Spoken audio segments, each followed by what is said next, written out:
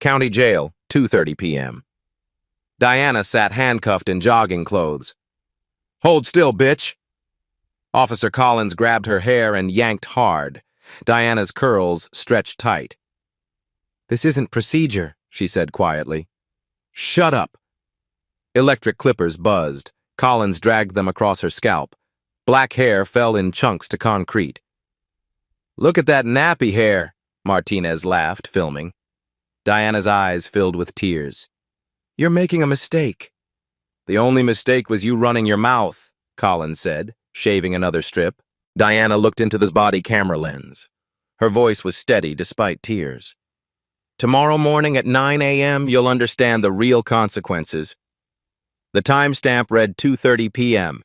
In 18 hours, these officers would learn who they just humiliated. Comment if you've been disrespected by authority. This ends with justice. 24 hours earlier, Judge Diana Washington stood in her chambers adjusting her black robes.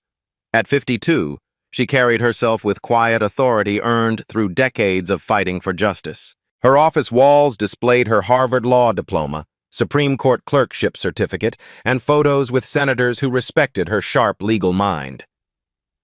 Diana reviewed case files spread across her mahogany desk. 2 thick folders marked People v. Martinez and People v. Collins contained disturbing evidence. Officer Martinez had 17 complaints filed against him over 5 years. Officer Collins had 14. Every single complaint had been dismissed without investigation. She studied their photographs paperclipped to witness statements. Martinez wore his uniform with obvious pride, smirking like he owned the world. Collins looked into the lens with cold eyes that suggested he enjoyed power over others. These men would stand before her bench tomorrow morning for sentencing on excessive force charges. Her law clerk James entered with steaming coffee and fresh documents. "Your Honor, the police union filed another motion for venue change. They claim you might be biased against law enforcement." Diana looked up from the files, her expression sharp. "Biased how, James? Because I believe officers should follow the same laws as everyone else?" James shifted uncomfortably. "They didn't specify their reasoning, ma'am. Just claimed potential prejudice." Diana's phone buzzed with a text from her daughter Maya. "Mom, be careful downtown today. Protests getting heated near the courthouse. Love you." Diana typed back, "Don't worry, baby. Justice has a way of working itself out." She touched the small recording device in her purse, a gift from Maya after Diana received anonymous threats about the upcoming sentencing. Maya insisted her mother carry it everywhere. Diana had laughed it off initially, but lately the threats were becoming more specific and personal. Across town at the police station, Martinez and Collins suited up in the locker room. Their conversation carried the casual arrogance of men who believed themselves untouchable. "You see who's presiding tomorrow?" Martinez asked, strapping on his vest. Collins spat into the sink. "Judge Washington, another bleeding heart liberal." Martinez laughed while checking his weapon. "These activist judges don't understand real police work. They sit in ivory towers making decisions about situations they've never faced." "We'll see how high and mighty she acts if she ever ends up on our side of the handcuffs," Collins said with a cruel smile. They had no idea Diana Washington planned to jog through downtown during lunch. They didn't know her running route would take her past the courthouse plaza where protesters gathered all week. Most importantly, they couldn't imagine that a black woman in jogging clothes would be the same person holding their futures in her hands. The courthouse clock chimed noon as Diana finished reviewing files. She changed into running gear, athletic pants, a worn MIT hoodie, and comfortable sneakers. To anyone watching, she looked like any middle-aged woman heading out for exercise. Outside, protesters filled Civic Plaza with signs reading, "Accountability now," and "Badge does not equal immunity." News vans circled like vultures waiting for drama. Police officers stood at every corner, faces hidden behind riot shields and dark sunglasses. Diana stretched beside courthouse steps, checking her fitness tracker. She had no idea that Martinez and Collins were receiving radio dispatch at that moment. All units, crowd control situation developing. Authorize aggressive intervention tactics. As she began jogging toward the plaza, neither side recognized the other. The judge who would decide their fate was about to become their victim. Justice was about to collide with injustice in the most unexpected way possible. Diana's recording device sat silently in her purse, waiting to capture evidence that would change everything. 1:30 p.m. Diana finished her warm-up stretches and began jogging toward downtown. The afternoon sun cast long shadows across the courthouse steps as she settled into her regular pace. Her MIT hoodie was comfortable and worn, her running shoes silent on the pavement. The protests had swelled beyond what she expected. Hundreds of people filled Civic Plaza, their chants echoing off the surrounding buildings. No justice, no peace rang out in a steady rhythm. Diana slowed her pace, realizing her usual route would take her directly through the crowd. She pulled out her phone to check alternate routes when the first tear gas canister exploded 20 feet away. The acrid smoke burned her eyes instantly. Diana stumbled, coughing and disoriented, her phone clattering to the sidewalk. "Disperse immediately or face arrest," Martinez's voice boomed through a megaphone. Diana wiped tears from her eyes and bent to retrieve her phone. The crowd surged around her as people ran from the advancing police line. She tried to move toward her parked car, but the chaos made navigation impossible. "You! Stop right there!" Diana turned to see Officer Collins approaching rapidly, his hand resting on his baton. His partner Martinez followed close behind, both men moving with aggressive purpose. "Officer, I'm just trying to get to my car," Diana said, still coughing from the tear gas. "Hands where I can see them. You were throwing rocks at the police." Diana raised her hands slowly, confusion clear on her face. "I wasn't throwing anything. I was jogging and got caught in the—" "Turn around, now." Collins grabbed Diana's arm and spun her toward the nearest patrol car. Her expensive BMW sat just 50 yards away, but it might as well have been on another planet. "Officers, I think there's been a misunderstanding," Diana said, her voice steady despite the situation. Martinez stepped closer, his body camera recording everything. Diana's casual clothes and tear gas-streaked face fit perfectly into their narrative of a troublemaking protester. "What's a lady like you doing in this neighborhood stirring up trouble?" Martinez asked. "I have every right to be here. I was exercising." Collins pulled out his handcuffs with practiced efficiency. "Attitude problem. I like that. Makes this more interesting." Diana complied as he cuffed her hands behind her back. Her purse hit the ground, contents spilling across the sidewalk. The small recording device tumbled out, landing near a storm drain where it continued recording unnoticed. "You're under arrest for disturbing the peace, resisting arrest, and assault on a police officer," Martinez announced for his body camera. "Assault on an officer? I never touched either of you," Diana protested. "You threw a rock. I saw it clearly," Collins lied without hesitation. Diana's face hardened as she watched them fabricate charges in real time. 37 years in the justice system, and she was witnessing its corruption firsthand. "Officers, I strongly advise you to verify your facts before proceeding with this arrest." Collins laughed as he guided her toward the patrol car. "Oh, she's advising us now. You a lawyer, honey?" Diana said nothing. Her silence unsettled them more than screaming would have. "What's wrong? Cat got your tongue?" Martinez taunted. As they shoved Diana into the back seat, her recording device continued capturing every word from the gutter. Martinez's boot barely missed crushing it as he walked back to disperse more protesters. The trap was set. Justice was about to get a very personal education in injustice. 2:15 p.m. The Sallyport doors of County Jail slammed shut with finality. Diana sat handcuffed in the back of the patrol car as Martinez and Collins high-fived through the windshield, celebrating another easy arrest. "Easiest collar of the day," Collins bragged to his partner.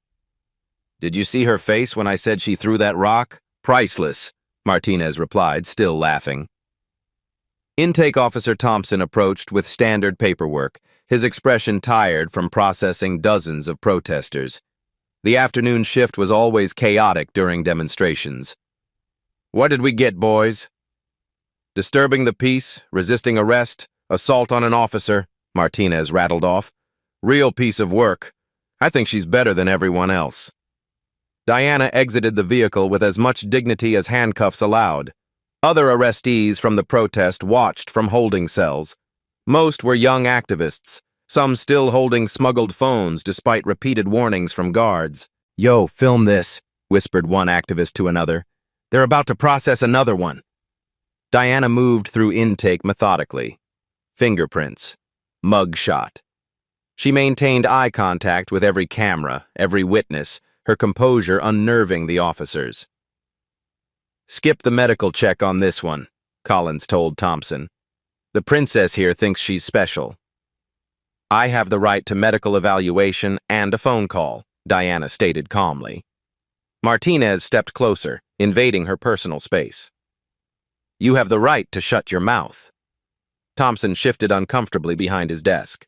Most arrestees were either furious or terrified by this point. Diana seemed strangely prepared, like she understood the system better than they did. "Ma'am, we do need to conduct a contraband search," Thompson said apologetically. "It's standard procedure for all—" "I understand protocol, Officer Thompson," Diana interrupted. Her calm tone made Thompson pause. Something about her bearing, her vocabulary, seemed familiar. But before he could place it, Collins had already retrieved electric clippers from the supply closet. "Yeah, well, protocol includes a thorough hair check," Collins announced. "Could be hiding drugs, weapons, anything in all that hair." Diana knew this was completely false. She had helped write the county's detention policies during her tenure on the Judicial Review Board. Hair searches were only permitted for violent felonies, not misdemeanor charges. "That is not standard protocol for disturbing the peace charges," she said firmly. "It is now," Martinez lied smoothly. "County policy changed last week. New anti-terrorism measures." Collins moved closer with the clippers, his eyes gleaming with anticipation. "So, we can do this easy, or we can do this hard, sweetheart." Diana looked around the intake area, calculating. 3 activists with phones pressed against cell bars, security cameras in every corner. Thompson grew more nervous by the second. She made a decision that would change everything. "Proceed, Officer Collins." Collins grabbed her hair roughly, his fingers tangling in her natural curls. The clippers buzzed to life with mechanical violence. Other arrestees gasped and began recording through the bars. "This is messed up, y'all see this?" shouted one activist, holding up his phone. "Show's over. Phones away or you're getting charged too," Martinez barked at the crowd. Diana's hair began falling in thick coils to the concrete floor. 30 years of growth, countless hours of care and maintenance. Collins worked methodically, grinning as he destroyed what had taken decades to create. "Look at all this contraband hiding space," he taunted, running the clippers in brutal strips across her scalp. Martinez pulled out his personal phone and began filming. "Smile for the camera, Your Honor. I mean inmate." The slip stopped everyone cold. The activists fell silent. Thompson's clipboard clattered to the floor. Even Collins paused mid-cut, the clippers still buzzing in his hand. "What did you just call her?" Thompson whispered. Diana locked eyes with Martinez, her partially shaved head held high with dignity intact. "Careful, Officer Martinez. Your words have power." Collins, oblivious to the tension, continued cutting. "What kind of drugs are you hiding in here, sweetheart?" Diana's scalp showed through patchy stubble, but her composure remained unshaken. She spoke loud enough for every phone to capture. "Actually, Officer Collins, you don't decide when it's enough." Something in her tone made Collins finally stop cutting. The room fell unnaturally quiet except for the humming fluorescent lights overhead. Diana turned to face the security camera directly, her voice carrying the authority of someone accustomed to being obeyed. "Every action in this facility is recorded. Every word is documented. Every abuse of power is cataloged for review. Martinez's face had gone pale. What's that supposed to mean? Diana's response would haunt them both. It means tomorrow morning when the sun rises, truth has a way of surfacing, and justice, gentlemen, is about to be served. 2:37 p.m. Thompson's radio crackled with urgent dispatch. All units, APB on missing person. Judge Diana Washington failed to return from lunch break. Last seen jogging near Courthouse Plaza. Thompson's clipboard crashed to the floor. His face went ghost white as he stared at the woman with the freshly shaved head sitting in orange jail clothes. Oh, God. Oh, no. Oh, no. Martinez stepped closer, annoyed by Thompson's panic. What's wrong with you? Thompson pointed at Diana with a trembling finger, then at the arrest paperwork, then back at Diana. His voice cracked when he finally spoke. Do you idiots know who this is? Collins still held the electric clippers. Diana's hair scattered around his feet like evidence of a crime. Some protesters. So what? Thompson's voice rose to near hysteria. Collins, you just shaved the head of the Honorable Judge Diana Washington. Complete silence. The kind of silence that comes before earthquakes and explosions. Even the fluorescent lights seemed to buzz quieter. Diana stood motionless, her partially shaved head held high with devastating dignity. The orange jumpsuit looked almost regal on her composed frame. Martinez's voice broke like a teenager's. That's not possible. She was at the protest. She was throwing rocks. Diana's response was measured and final. Officer Martinez, tomorrow at 9 a.m., you and Officer Collins will appear in my courtroom for sentencing on excessive force charges. The clippers fell from Collins's nerveless fingers, clattering on concrete next to Diana's destroyed hair. But you were jogging. You were in civilian clothes, Collins stammered. I was exercising my constitutional right to peaceful assembly and freedom of movement, Diana replied. The activists in holding cells realized what was happening. Phones emerged despite all previous threats. Oh my God, they arrested a judge, screamed one activist, live-streaming frantically. And shaved her head. This is going viral right now, shouted another. Diana turned to address the security camera with her full profile visible, ensuring perfect documentation. For the record, I am Judge Diana Washington, Superior Court of King County. Badge numbers 4187 and 3294 have violated my civil rights, fabricated criminal charges, and subjected me to cruel and unusual punishment. Thompson scrambled for damage control. Ma'am, Your Honor, this is obviously a mistake. We can fix this immediately. Diana's interruption was ice cold. Officer Thompson, the mistake was made when these officers decided my appearance gave them permission to abuse their authority. Martinez fumbled for his radio with shaking hands. Dispatch, we need a supervisor at the county jail. Code red emergency. Nature of emergency? Dispatch responded. Martinez's long pause spoke volumes. We've arrested Judge Washington. Static filled the radio as dispatch processed this information. Collins tried desperately to salvage the situation. Your Honor, we didn't know you were... You didn't know because you saw a black woman in jogging clothes and assumed I belonged to you. Diana cut him off. That assumption reveals everything about how you police this community. Her phone rang from the evidence locker. Through the concrete wall, Maya's worried voice carried, Mom, the news says you're missing. Please call back. The activist with the live stream looked at his phone screen.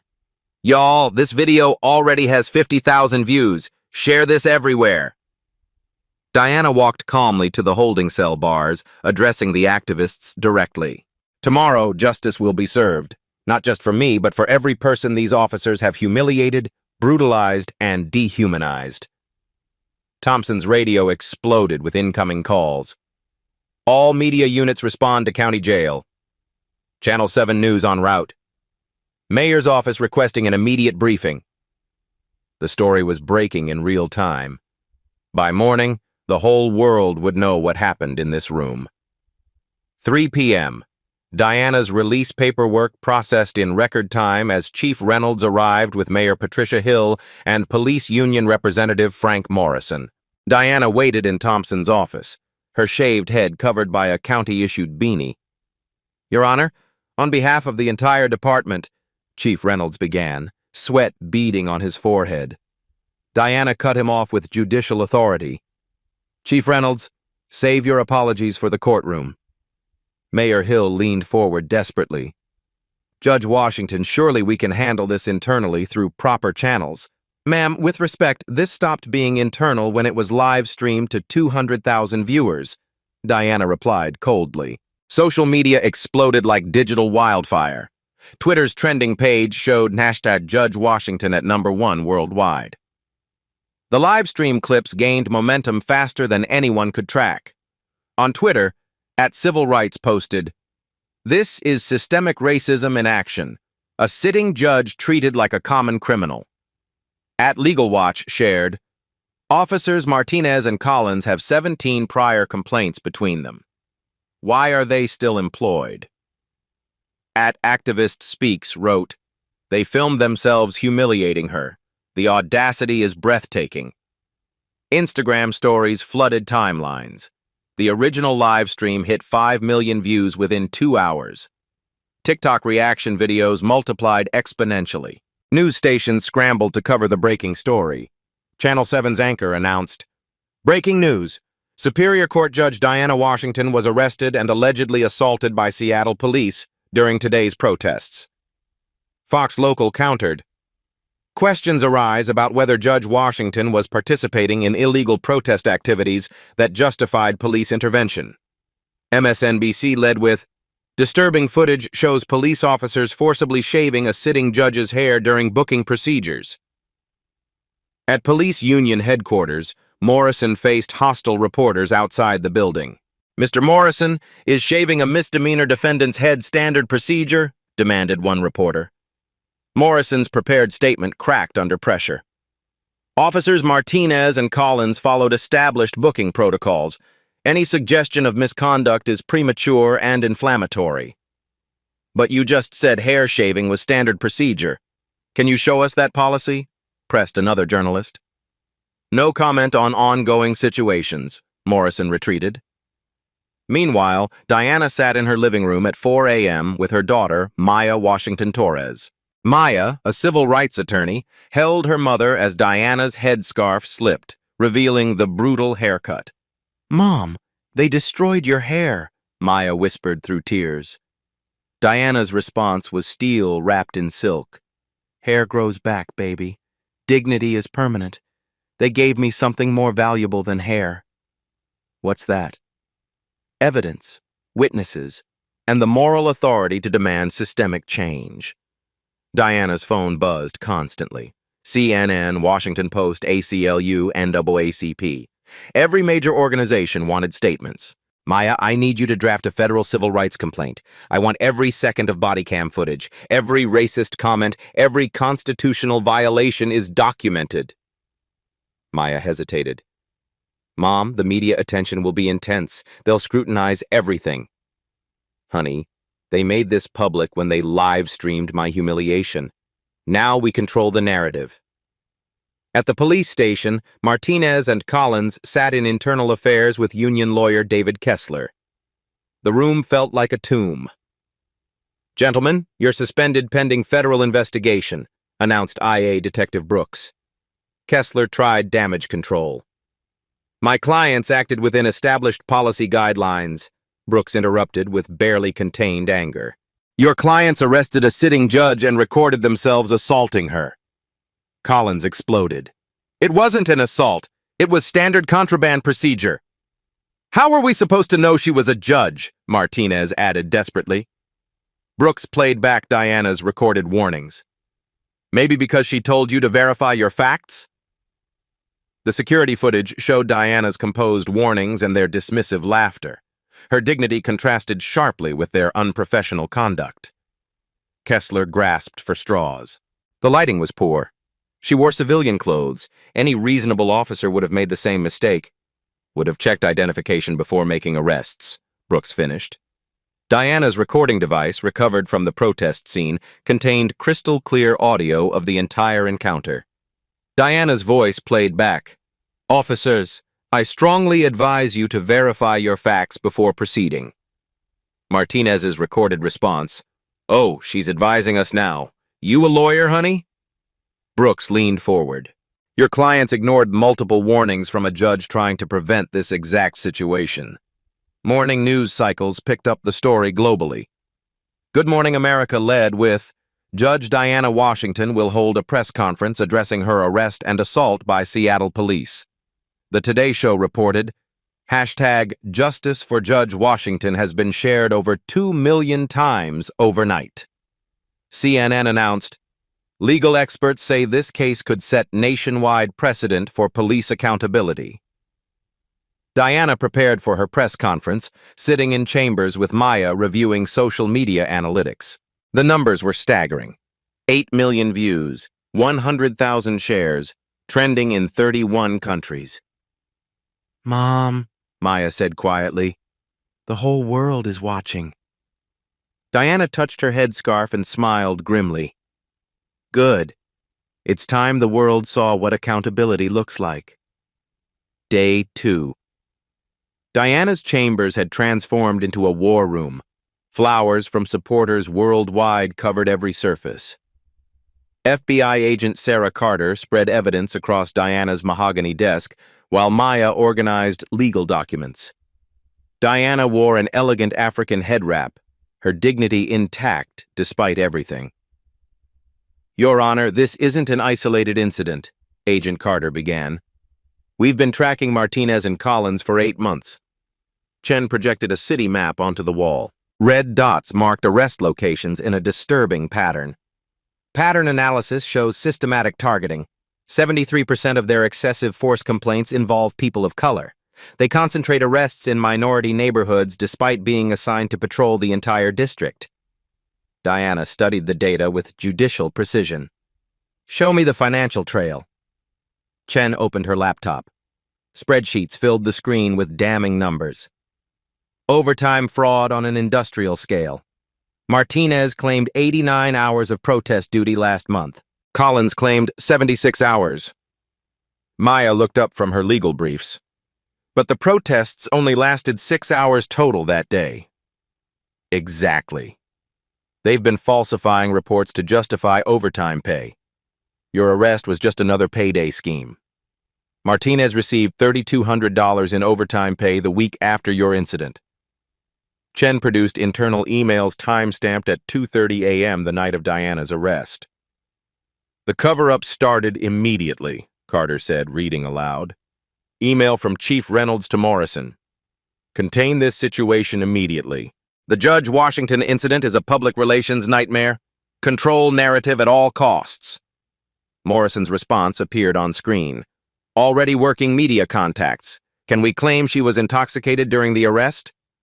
Reynolds replied, negative.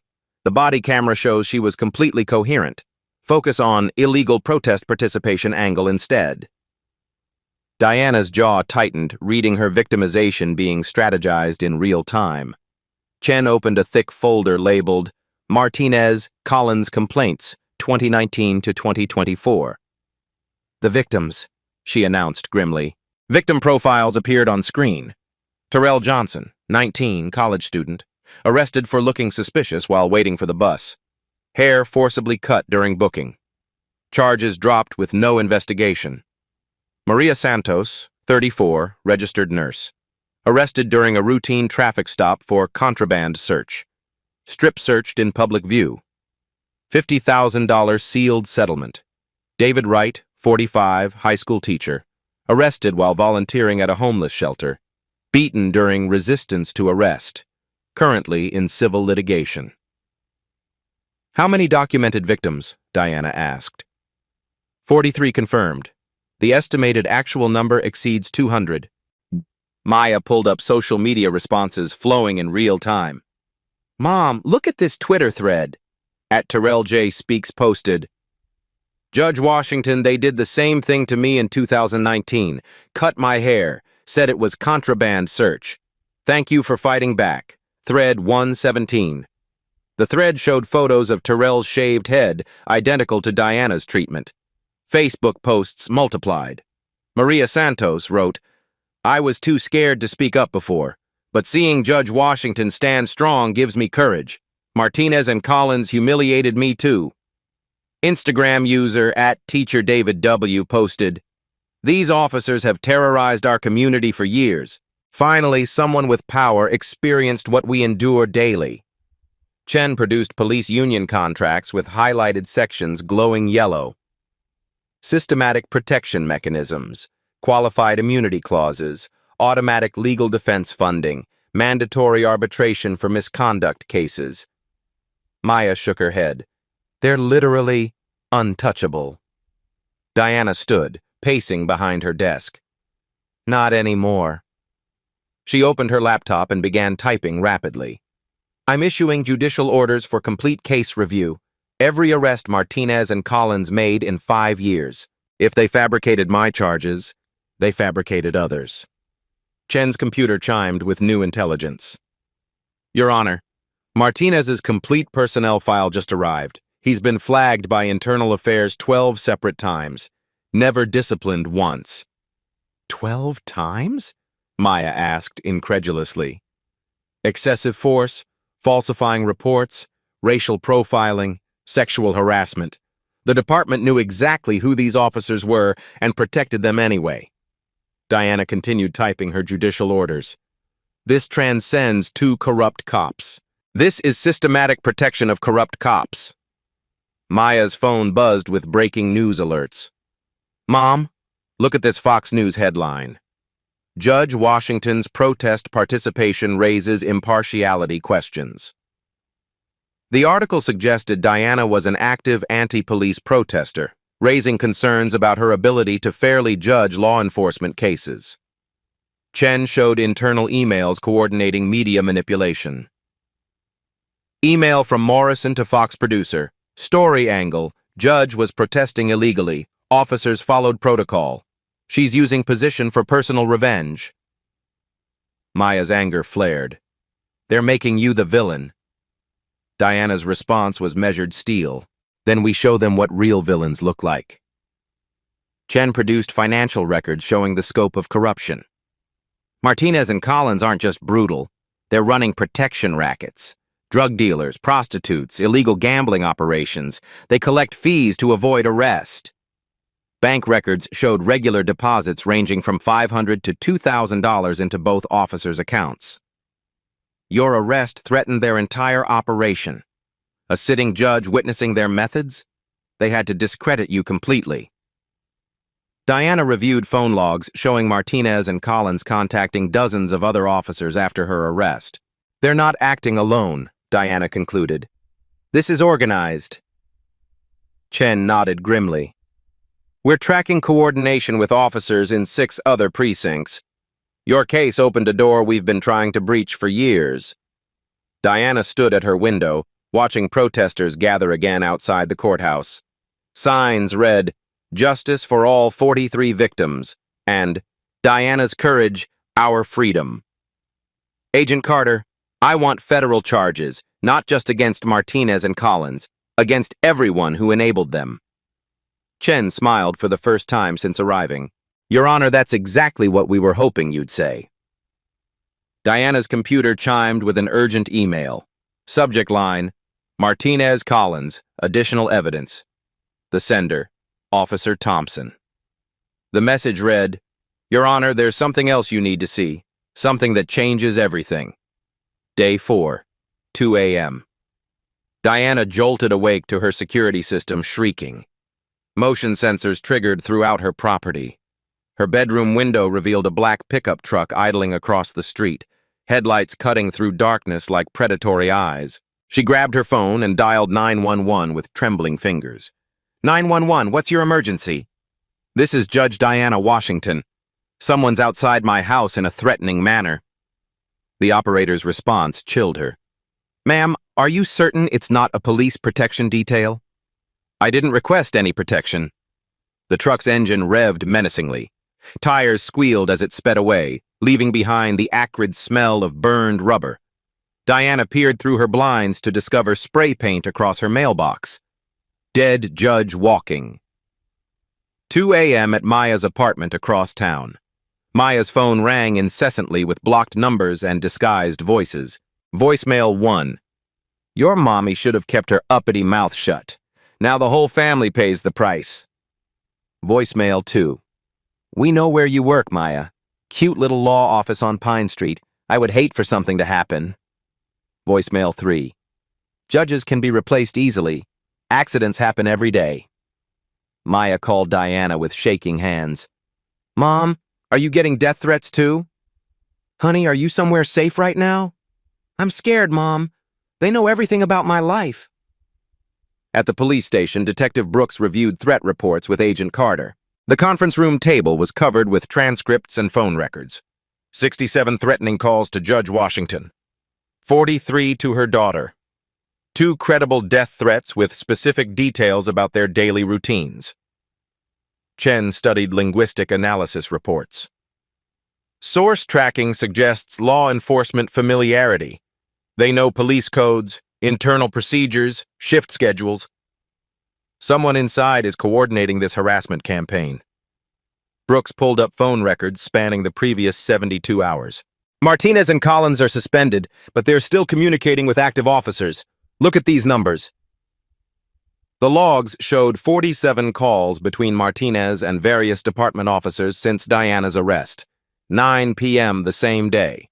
James, Diana's law clerk, left the courthouse through the underground parking garage. 3 men in civilian clothes emerged from the shadows between concrete pillars. James, right? You work for Judge Washington? James clutched his briefcase tighter. Yes, sir. Is there some kind of problem? The tallest man stepped closer, his voice carrying subtle menace. Depends entirely on your definition of the problem. What's your boss planning for tomorrow's trial?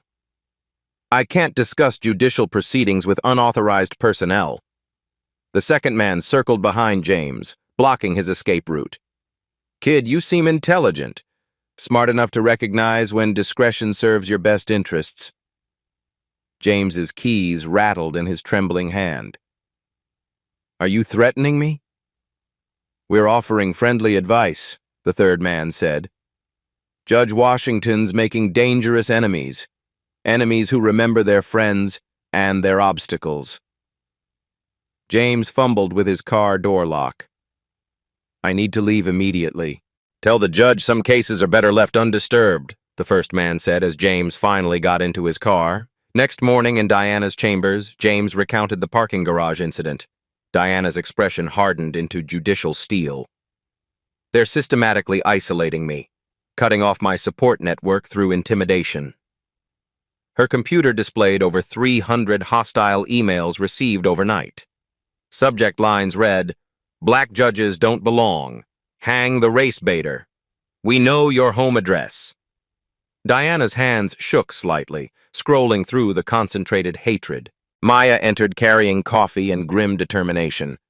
Mom, I hired private security. FBI recommends immediate protection. If I hide, they win this psychological warfare. If you die, everyone loses. Diana opened her desk drawer, revealing a typed resignation letter. I drafted this last night. Thought maybe stepping down would protect you from retaliation. Maya's voice cracked. Mom, please don't. 43 victims, Maya. If I quit now, they will escape justice forever. Diana deleted the resignation letter with decisive keystrokes. But continuing means you remain a target. Maya opened her laptop, showing a GoFundMe page. Justice for Judge Washington. Legal Defense Fund. The counter showed $847,000 raised in 72 hours. Look at this support. Messages from judges, lawyers, citizens nationwide. You're not fighting alone. Diana read testimonials from colleagues. Judge Martinez from Texas. Standing with you, colleague. Justice cannot be intimidated by thugs. ACLU donation. $100,000. This case defines civil rights for the next generation. Anonymous citizen. My son was brutalized by these same officers. Get them, Your Honor. Diana's phone buzzed with a text from an unknown number. Courtroom tomorrow, 9 a.m. Come alone or Maya gets hurt. An attached photo showed Maya leaving her office that morning. Someone had been watching them both. Day 5, 7 a.m. Agent Carter burst into Diana's chambers with Officer Thompson and a woman Diana didn't recognize. The morning light streamed through bulletproof windows recently installed for security. "Your Honor, meet Detective Angela Reeves, Internal Affairs Undercover." Detective Reeves was young, black, and carried herself with determined purpose. Her handshake was firm, her eyes blazing with righteous anger. "Judge Washington, I've been investigating Martinez and Collins for 2 years, working undercover to build airtight cases against corrupt officers." Diana studied Reeves carefully. 2 years is a long time to maintain cover. "I applied to Internal Affairs specifically to target these predators. Your arrest gave me the opening I desperately needed." Thompson set a heavy evidence box on Diana's desk with shaking hands. "Your Honor, there's something I never disclosed about that night. Something that changes everything." He produced a USB drive from his jacket pocket. "My personal body camera has extended battery life. It kept recording after official booking procedures ended." Thompson connected the drive to Diana's computer. Footage began playing. After Diana was processed, Martinez and Collins returned to the intake area, believing all recording had stopped. "Did you see her face when I grabbed her hair?" Martinez's voice was crystal clear. "Priceless reaction. These uppity ones need to be put in their place," Collins responded. "Think she'll remember this humiliation in court tomorrow?"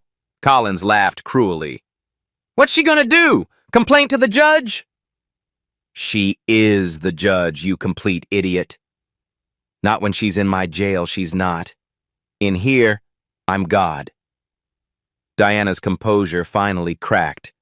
Tears flowed freely down her cheeks. "They knew. They knew exactly who I was and brutalized me anyway." Reeves opened her laptop, revealing financial spreadsheets. "There's more evidence, much more. Martinez and Collins aren't just corrupt cops. They're running sophisticated criminal enterprises." The screen is filled with bank records showing regular deposits. Drug dealers, prostitutes, illegal gambling operations. They collect protection fees to avoid arrest. Your arrest threatened their entire operation. Chen leaned forward. "That's why they recorded your humiliation. Insurance policy for blackmail." Reeves produced a second phone from evidence. "Collins' burner phone. He's been coordinating the harassment campaign against you and Maya." Text messages appeared chronologically. Collins to unknown contact. "Judge needs to be taught a lesson, make it personal and painful." Unknown contact to Collins. "What about the daughter?" Collins to unknown contact. "Fair game. Make them both terrified." Diana's voice was steel. "You have proof they're targeting Maya specifically?" "Photos, addresses, work schedules, daily routines. Complete stalking operation with multiple participants." Thompson spoke quietly, his guilt evident. "Your Honor, there's something else. Collins has been targeting women systematically for years." He opened another file. Photos of female arrestees appeared, all with brutally shaved heads. 16 women in 2 years, all subjected to contraband searches, all documented as standard procedure. Diana recognized the predatory pattern immediately. Young women, mostly minorities, all physically attractive. This isn't law enforcement. This is sexual predation disguised as police procedure. "Sexual assault with government protection," Reeves confirmed. Maya entered with 3 people Diana didn't expect to see. "Mom, meet your legal dream team." Attorney David Rivera from ACLU National stepped forward first. "Your Honor, this case is now a federal civil rights matter." Dr. Patricia Jones from the Justice Department's Civil Rights Division followed. "We're opening a pattern and practice investigation into the entire Seattle Police Department." Professor Marcus Steele from Harvard Constitutional Law completed the trio. "We're seeking criminal charges against Martinez, Collins, Chief Reynolds, and Union Representative Morrison." Diana felt overwhelmed by the sudden support. "I just wanted justice for one night of abuse. Now it's become something much larger." Maya touched her mother's shoulder gently. Mom, you opened a door that's been locked for decades. You gave permission for the truth to emerge. Rivera showed Diana his tablet displaying live footage from courthouse steps. 800 protesters outside right now. Look at the signs. Signs read, "Justice for Terrell. Maria Santos deserves truth. 43 victims, one voice." Maya pulled up the live stream audio. The other victims are speaking publicly. Your courage gave them permission. Diana watched as Terrell Johnson took the microphone outside. Judge Washington, you saved my life by speaking up. They destroyed my hair, my dignity, my trust in justice. But today, justice fights back through your strength. Chen's phone buzzed with urgent intelligence. Your Honor, we just received the motherlode evidence. She projected her screen onto the wall. Morrison's emails to police union chapters nationwide. He's been sharing techniques for discrediting problematic judges across America. Email threads appeared. Managing activist judges. Morrison to Phoenix Police Union. Seattle model works perfectly. Target them personally. Make them choose between family safety and court duties. Phoenix response. Tried your methods on Judge Rodriguez.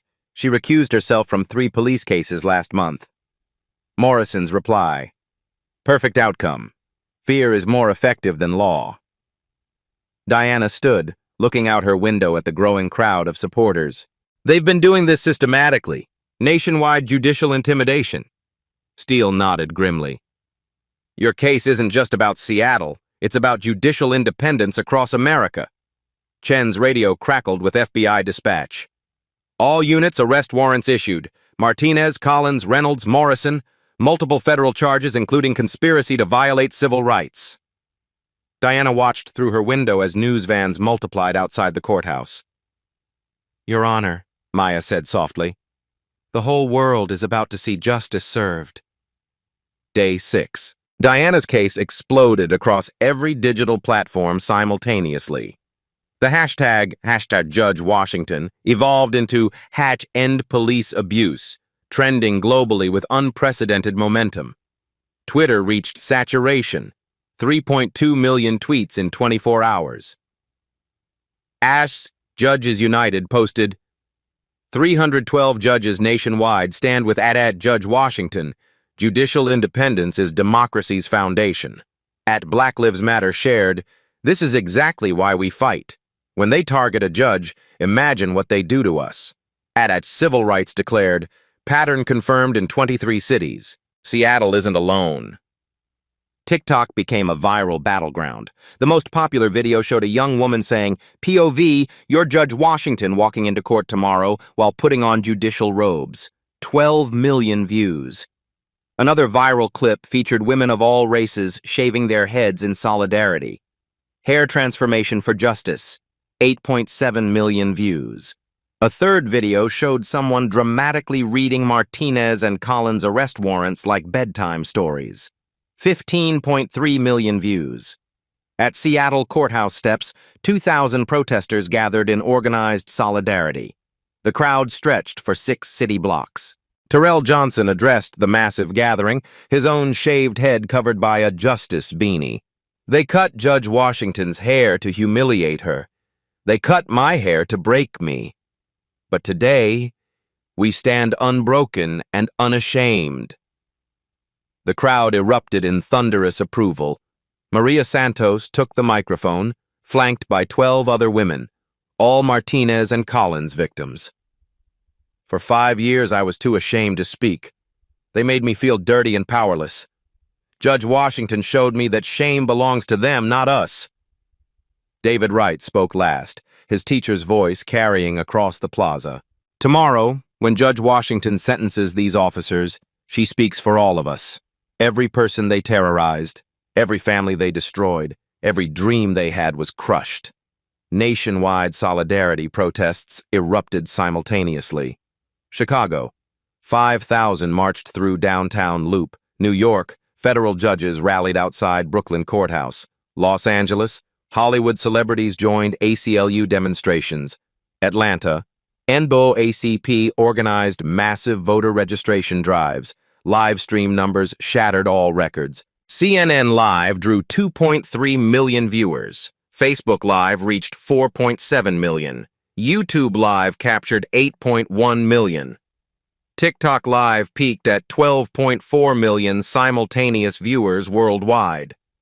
At police union headquarters, Morrison attempted to escape through the back exit. Reporters swarmed like angry hornets. "Mr. Morrison, how do you respond to evidence of nationwide police corruption?" shouted one reporter. Morrison pushed through the crowd. "No comment on pending litigation." "Did you coordinate harassment against Judge Washington's family?" pressed another journalist. Morrison's face flushed red. "These allegations are completely baseless." "Sir, your own emails prove coordination with other police unions," a third reporter demanded.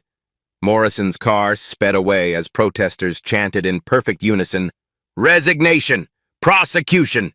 Justice now!" That evening, Diana sat in her living room with Maya and her security detail, watching wall-to-wall news coverage on multiple screens. CNN's anchor reported, "Tomorrow's sentencing has become a defining moment for police accountability in America." MSNBC's host declared, "Judge Washington's courage has inspired a movement stretching far beyond Seattle." Fox News offered a different perspective. Critics argue Judge Washington's case has been politicized beyond legal recognition. Diana muted all television simultaneously. "Maya, tomorrow isn't about politics or movements. It's about law and justice." Maya looked at her mother with deep admiration. "Mom, you're not just a judge anymore. You've become a symbol of resistance." Diana touched her headscarf thoughtfully. "Symbols fade with time. Justice endures forever." Her phone displayed 47,000 unread messages of support from around the globe. Supreme Court Justice Elena Kagan texted, "Diana, the entire federal judiciary stands with you tomorrow." Former Attorney General Eric Holder emailed, "Your courage reminds us why we serve justice, not power." The Mandela Foundation sent a WhatsApp message. "From South Africa, your strength echoes freedom fighters worldwide." At county jail, Martinez and Collins sat in separate cells, watching news coverage through tiny windows. "How many people are outside?" Collins asked the guard.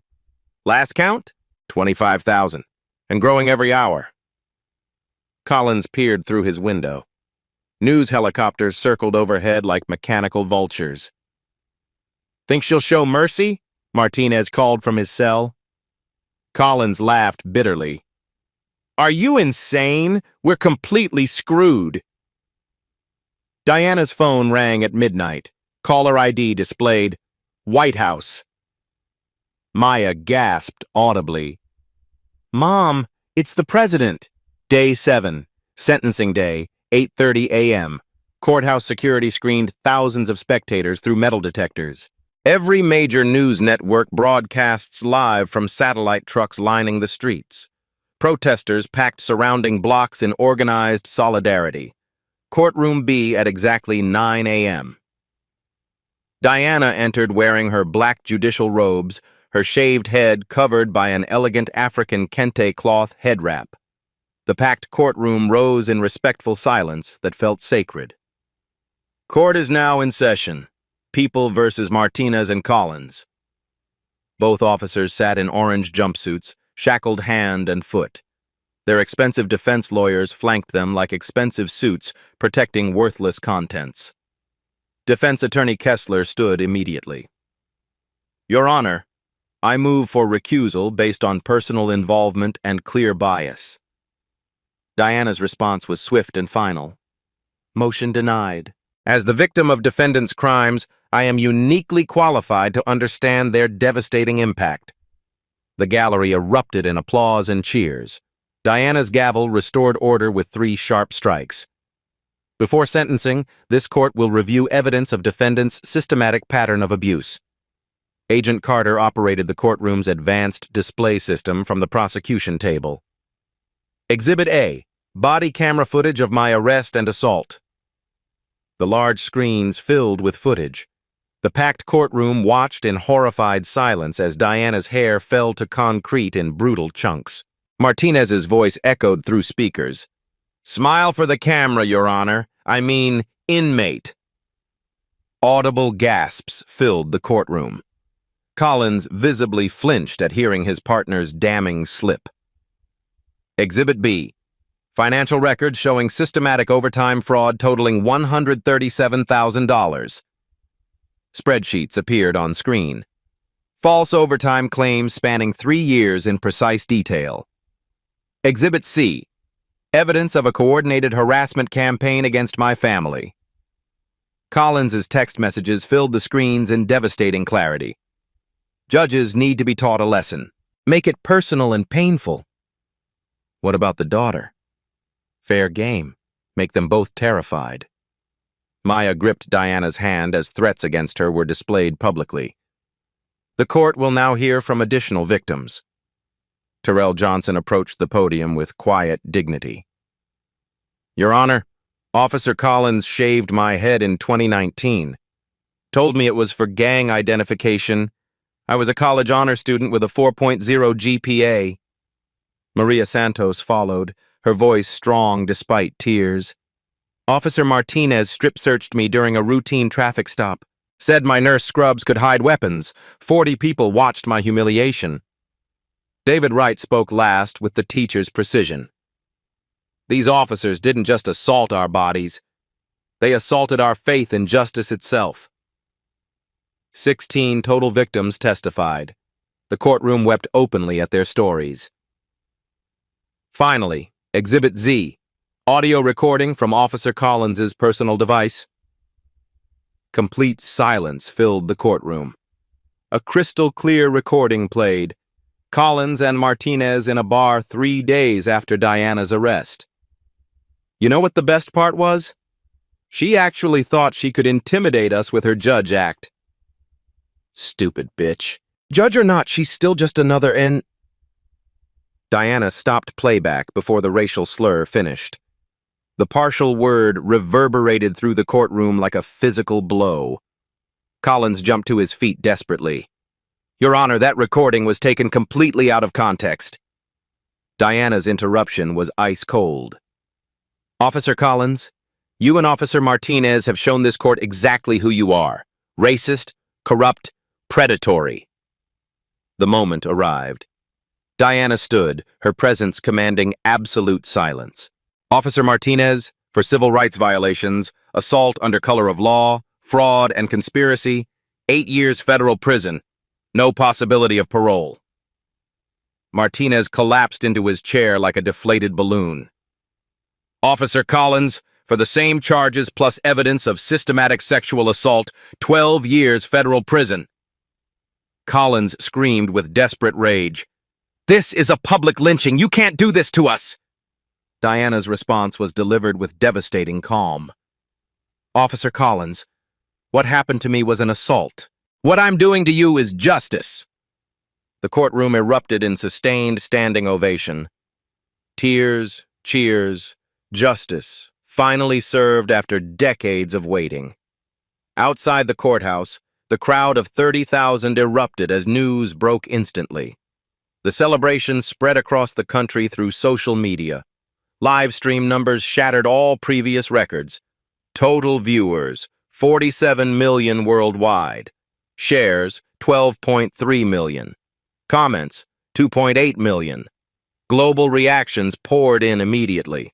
London headlines: American judge shows true courage. Johannesburg papers: Justice prevails in Seattle. Tokyo News: Black judge's bravery inspires world. As Diana exited the courthouse, she deliberately removed her head wrap. Her shaved head was visible to the entire world. They tried to strip away my dignity, she told reporters. Instead, they revealed their own complete disgrace.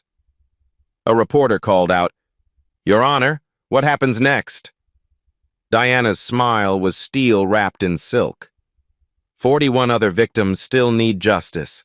This court will provide it. Her phone buzzed with a text from the Department of Justice. Judge Washington, we need to talk immediately. Nationwide police reform legislation. Your input required. Attorney General. 3 months later. Federal prison. Martinez and Collins mopped floors in orange jumpsuits. Should have listened when she said to check our facts, Collins muttered. 8 years to think about it, Martinez replied. Diana's chambers had transformed. Her hair grew back into a beautiful, short, natural style. Walls displayed thank you letters from worldwide supporters. Television news. The Washington Police Reform Act passed Congress unanimously. Named after Judge Diana Washington, it mandates body cameras, civilian oversight, and federal prosecution for civil rights violations. Seattle Police Department. Chief Reynolds' nameplate was gone. New nameplate. Chief Angela Reeves. Reeves at a press conference. This department will earn back community trust through accountability, not intimidation. Terrell Johnson graduated law school. His cap read Justice Served. Maria Santos received the ACLU Award for Courage, holding Diana's photo. Judge Washington taught us dignity cannot be shaved away. David Wright taught a new class, Constitutional Law and Police Accountability. First slide showed Diana's courtroom photo. Diana's final television interview. How has this experience changed you? Diana touched her short hair. They thought they were cutting my hair. Really, they were cutting chains protecting corruption. Any regrets? Only that it took my assault to expose what communities of color endure daily. What's next? Justice. Every day. For everyone. Statistics appeared. 347 officers prosecuted. 47 million in victim compensation. 89% reform approval. Diana entered her courtroom. The head wrap read, Justice Served. Like if you believe in accountability. Subscribe for justice stories. Share your police experiences below. After credit beat. Diana's phone rang. International Criminal Court. Judge Washington. Your Honor, police brutality situation in 3 countries. We need your experience. Diana smiled. Where do you need me? Fade to black. Judge Washington. International Justice. Part 2 next week. Subscribe and hit notifications for Judge Washington's next justice fight.